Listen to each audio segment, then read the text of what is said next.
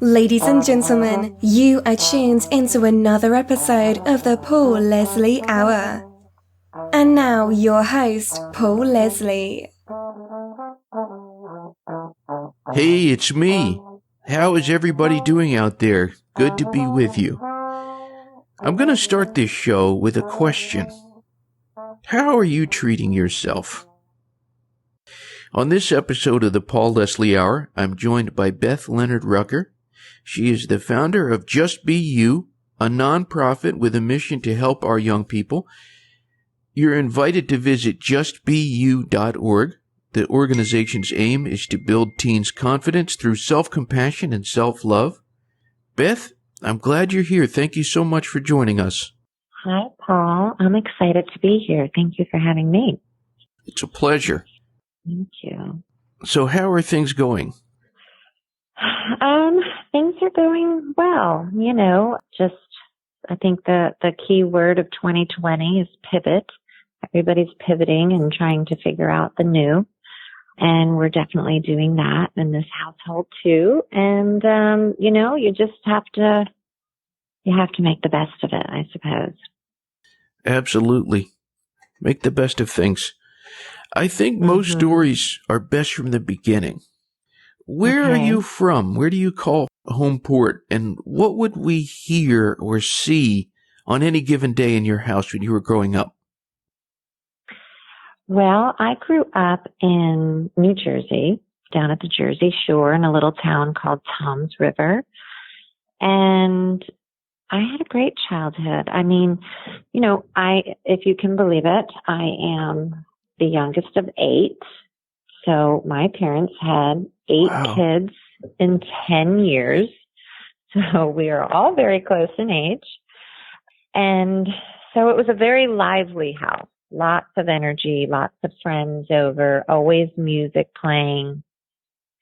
Me being the youngest, I wasn't allowed to choose the music, but the good thing is that I loved what, my brothers and sisters were listening to, a lot of the Eagles, Crosby, Stills, Nash, Grateful Dead, Fleetwood Mac, Carole King, James Taylor, all that good stuff. So, that was it. There was a lot of laughter, a lot of people, for sure. Does sound like a full house. How would you describe your parents? My parents, my dad worked a lot. He, was always at work. And my mom was, she was my role model. My mom she's a very strong, independent woman. And so there's 5 of us girls. There was 5 girls, 3 boys. That's what was our model to us. And she did everything. She would hang the wallpaper. She would paint. She would vacuum the pool. She would fix the dishwasher if it broke. She would make our Halloween costumes. She made our prom dresses. And she was just like this Renaissance woman who did it all. And so I think that's where we all get our, I am fiercely independent, maybe even to a fault, because it's okay to ask for help. I've learned later on in life. But yeah, my mom was, she was amazing. So that was like my role model, was my mother, for sure. Again, I want to point all the listeners out there, the website, it's justbeyou.org. And I'm hoping you can tell us about the inspiration behind this organization. I know it's something you put your mind, your passion, your heart into. What got it started? It's funny. When my son was young, there was a couple of kids that, through my friends, they're young kids, one of them, their mom died and something else happened and they couldn't afford therapy. And I just felt this weird calling that I was supposed to help them. You know what I mean? I was I feel like if they just had somebody to talk to, I feel like I could help them. And, I've always been that kind of helper, which is not that great either, but, I feel like from a young age, I had this empathy. I just kind of always knew what somebody was feeling. And I'll never forget it. My dad told me when I was about 12 years old, we had this big picture window and we would always sit in the two chairs and kind of chat. He was always sitting there on weekends. And he said to me, he said, you have this gift that's either going to hurt you or help you in life. And I was like, well, what's that? And he said, you can read people the minute you meet them. Like, you know, kind of what they're going through and who they are. And I was like, oh, okay. You know, kind of just, you know, I was 12, blew it off. But as I got older, I kind of saw what he was talking about. Like, I can really feel what people are going through. And so I promised myself when my son was in kindergarten that I would go back to school to get my master's in clinical counseling to be a therapist. That was my plan, was to be a therapist and, you know, do it at a, you know, you can't do it free because they say people won't, you know, respect that. But, you know, so people could afford therapy and, you know, get some help. And then it kind of just evolved, Just Be You evolved when I started seeing some clients and realizing these kids were all having the same feelings of anxiety and depression and, you know, feeling they don't fit in. And I don't know, it just, all my best ideas come to me in the middle of the night. So it kind of came to me in the middle of the night that I should start this organization that kind of can help many, you know, to kind of give them the self-confidence they need, the resilience they need to kind of make it through those middle school days. We all remember middle school. Oh, yeah. It's such a transitional phase in our lives where we think it's, you know, everything's so important. And, you know, so that was the catalyst when I started seeing some patients and realizing that, wow, they're all feeling the same emotions. I don't know. I would always just be like, just be you. Like, don't worry about what other people are doing. Just be you. And so it kind of stuck, you know, that just be you. Embrace your unique self and don't worry about, you know, what everybody else is doing. So tell us about that experience of you going back to school and getting your master's degree. What would you say was something very valuable that you learned from that? It's funny because growing up, for some reason, I always thought I was not a great student or that smart. I don't know. I don't know where it came from. I think we probably heard it in the house. Like, my father was kind of strict with grades. Like, you need to get these grades. And, you know, if you play a sport, you better letter in it, you know, like, I don't know. And so you kind of shut down a little bit. And so I always thought, oh, I'm not that great of a student. I'm not that great of a student.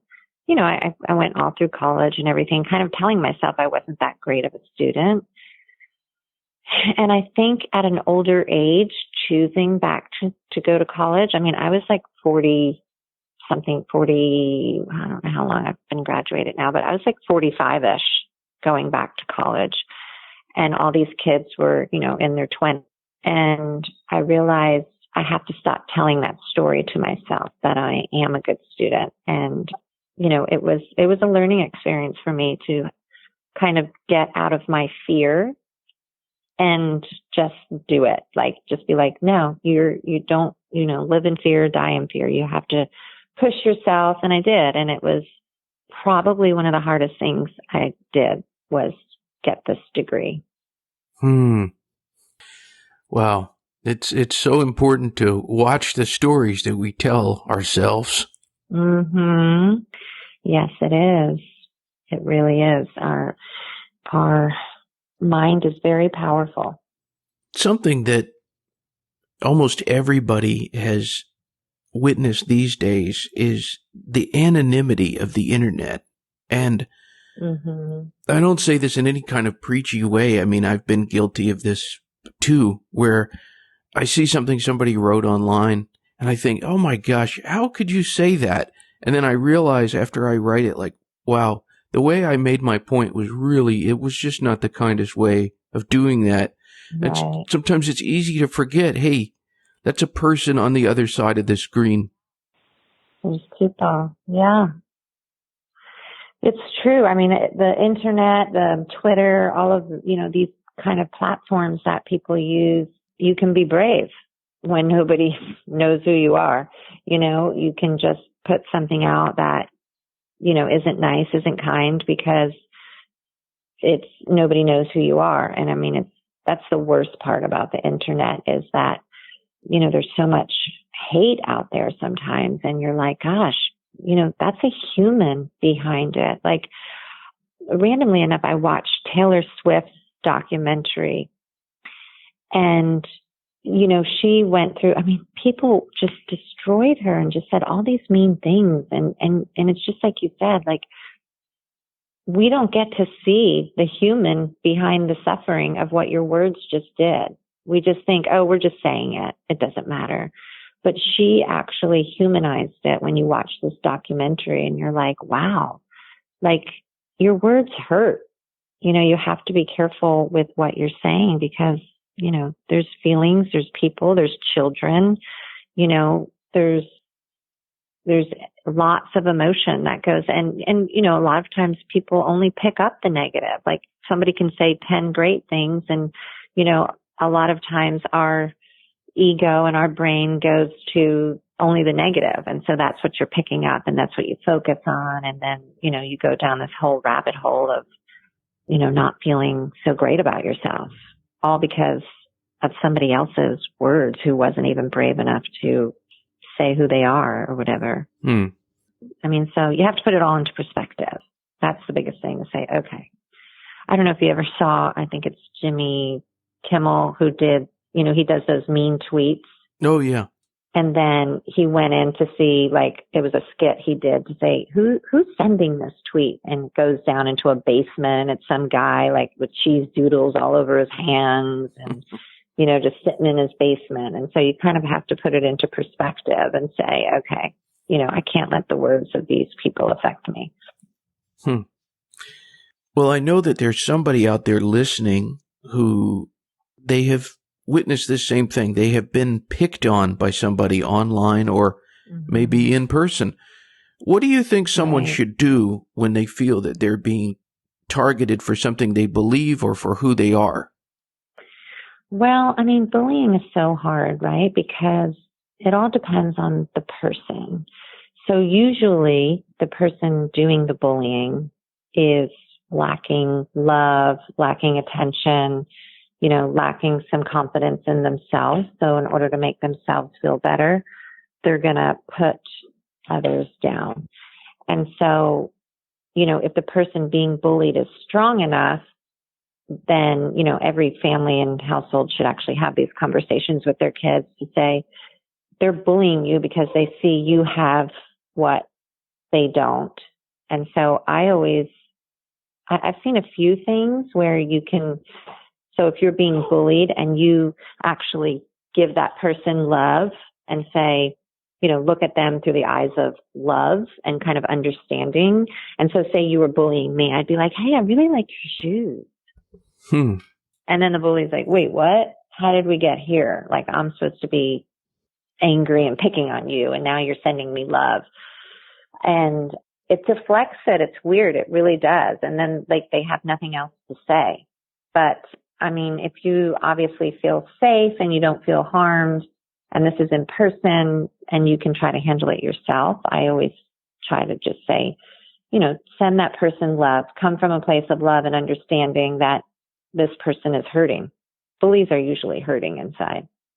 Very true. But if you don't feel safe and you feel like threatened, obviously kids should tell a parent or a teacher or, principal or something to kind of help them. But I think if you have the conversations in your family about bullying, and, I always used to say to my kids, like, my daughter was picked on in middle school, and she would come home so upset. And of course I would give her, empathy and sit with her with it. And then at the end, I would say, now remember that feeling so you don't treat anybody else like that. Wow.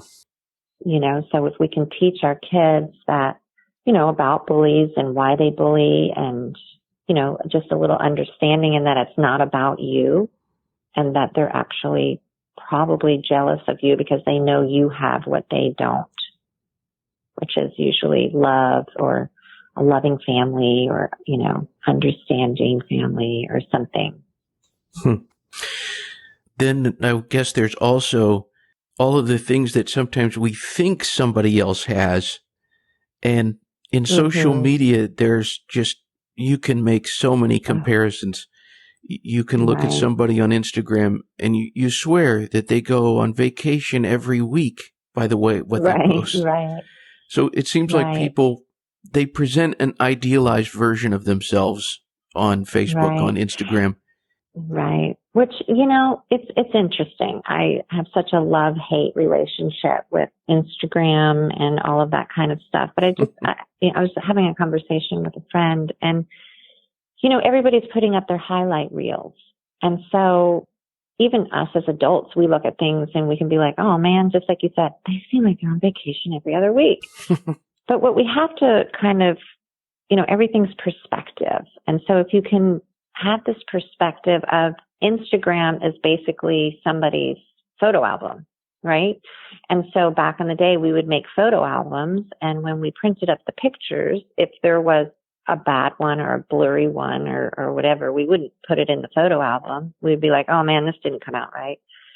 And so, if we can just say, oh, well, this is their photo album. This is great. This is their memories. And it's, try not to compare yourself to them and just put it into perspective of that's their life. Obviously, we know nothing is as it seems. I'm sure they fight. I'm sure their kids are screaming and crying and doing all these things too. But I think, again, with Instagram, it's perspective. I think the one thing I don't like is, kids sometimes can't decipher that. And for the kids, I feel like on Instagram and Snapchat, they do all these things, and it's not necessarily comparing themselves, but it's also feeling left out. Because there's, if you and I back in the day went to the beach, no one would know it. Or if we went out to lunch, no one would feel bad because we weren't like advertising it and taking pictures. And, I think a lot of times these kids put up so many things and they're insensitive to, oh, shoot, Sarah, Sarah, we didn't invite Sarah. And now Sarah sees that they all went to the beach without her. You know what I mean? So that's the part that always gets me with the younger kids, is that left out feeling. So what do you find our teens and our young people are craving, or what do you find that they need the most of these days that they're not getting? I think our teens are missing out on kind of the social emotional learning and also connectedness of human connectedness. Like they Snapchat and they, watch TikToks or send TikToks back and forth. But I feel like the time of sitting in your bedroom with a bunch of girlfriends with no phones and talking about life and your feelings and I'm sad today. You know what I mean? Like I feel sad today, and you play a sad song, and like I feel like that kind of interaction is missing. The connectedness, the seen and heard, like I can talk to you and I feel seen and heard. Do you understand? Like, I feel like everybody's on their phone. Everybody's like distracting and looking at TikTok. And I just don't know if they're really saying like, I don't know if they're really having conversation about their emotions or, like even these times we're in, like, wow, this really stinks that we're not going back to college or whatever, because it's almost like with the internet and everything, you avoid it. You avoid your feelings, and it's like an avoidance. And I feel like that's what they need to get back to, that connectedness to, to being seen and heard and understood by your friends. Wow, absolutely. Especially this year. Yes. Right. Yeah. This year, I mean, this year, actually, the internet saved everybody to have a connectedness when we couldn't be together. You could Zoom or you could, FaceTime with people. So that was actually a positive. But I feel in times when we are able to gather and be together, that the phones act as such a distraction. Absolutely. Yeah. I'm hoping we can get into this concept of self-care, which it seems like it can be something where we think of ourselves last. And what is self-care, and how can that help our young people, our teens? Well, self-care is just putting yourself on the list and making sure that you take care of you first, because if you don't take care of yourself, you're going to be no good for anybody else. And so self-care can be as easy as going outside for 1 minute, taking a deep breath, exhaling, and just giving yourself a minute. It could be as easy as, whatever works for that person that resonates a sense of peace, whether it's going to look at your garden or going to pick a flower or playing your favorite song and dancing to it, taking a shower, writing in your journal, whatever gives you a sense of feeling taken care of, by yourself, but actually doing it. You know what I mean? Not just saying, oh yeah, I'll get to me. Like, even our healthcare workers, it's so important for them to just take a breather right now. Like, go find a room by yourself and just be by yourself for 1 minute, come back. And then, you have the energy, you feel recharged, you feel, taken care of. But we have to put ourselves on the list. And that's what I think it's just, making sure you're taken care of so that you can, be good for everybody else in your world. And it can be as simple as 1 minute. So true. And it's just amazing what the difference between an hour where you feel refreshed versus, 5 hours of not feeling like you've been taken care of. And you can accomplish so much more in that short period of time if you just give yourself a little care. Absolutely.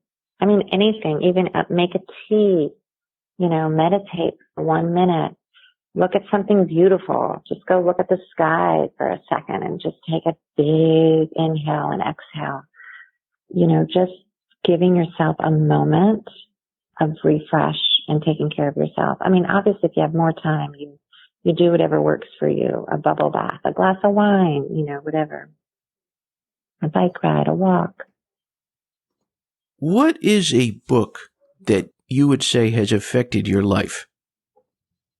I think the book that probably was a huge transition in my life it's called, this one book is all of it in one book, but it's The Complete Writings of Florence Scovel Shinn. And she kind of does like the game of life and how to play it. And she's a very interesting, this was written in 1925.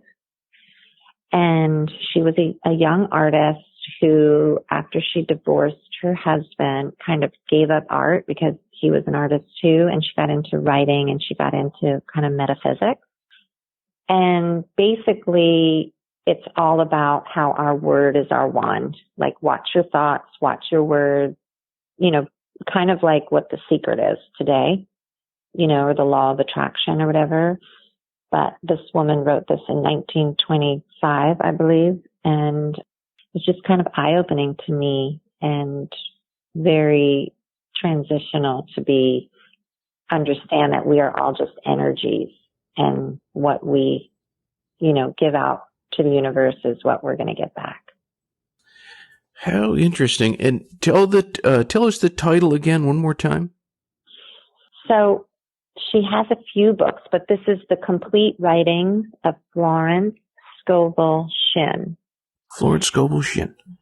And so, yeah, it has the game of life, your word is your wand, the power of the spoken word, and the secret door to success. Okay. And I understand you're writing a book. Well, I'm not really writing a book. I'm actually like compiling a book. Okay. And so it's, through Just Be You, all proceeds, everything will go to the charity, but it's based off of letters to your younger self. And, what would you tell your 13-year-old self? And so what I did is I actually got people who are younger, not necessarily, like a Barbara Bush kind of people. So when you're 13, you're like, who's Barbara Bush? You know what I mean? So, I got Kevin Love and Andy Grammer, like all of these younger people who, Luke Bryan, Brad Paisley, Jimmy Johnson, kind of like younger generational people who a 13-year-old would be like, oh, okay. They're not 90 telling me. They're kind of closer. And, younger kids think their parents don't know anything. So that's why I went with kind of a younger generation to kind of tell them. So it'll be, letters from these influential people and hopefully inspiring. I feel like when you can find yourself in a story and, it kind of will give you resilience to say, oh, he had that go on when he was my age. Well, if he made it through, so can I. You know what I mean? Like, if you can relate to somebody else's story and find yourself in their story, then it's kind of like oh, wow, me too. Like I'm going through that and I'm going to be okay because they were okay.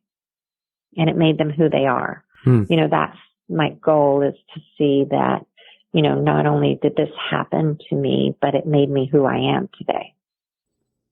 And what a great question. So what is something that you would tell or ask or say to the 13-year-old Beth? It's funny because my literary agent said that I should include mine in the beginning. And although I'm asking all these people for letters, I'm struggling to write my letter. But I think the biggest thing that I have learned in my life is I matter. Like the way somebody treats me or what they do to me isn't a reflection of me necessarily. You know what I mean? Like it's more of a reflection of them.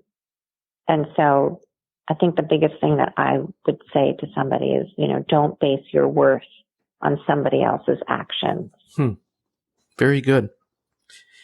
I've been doing this lightning round thing lately, which people have been really enjoying. And it can be the thing that first pops into your head or whatever. Okay. But what is a movie you could never get tired of seeing? My favorite movie, which everybody always kind of is like, what? Legally Blonde.